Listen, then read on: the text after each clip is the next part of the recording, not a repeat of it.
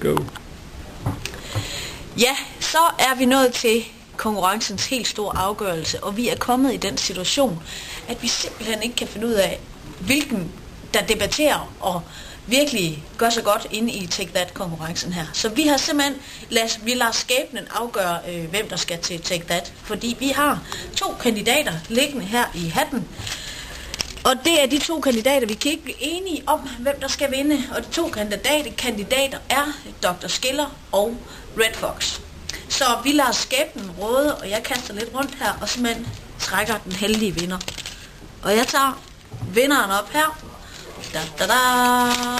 Og vinderen er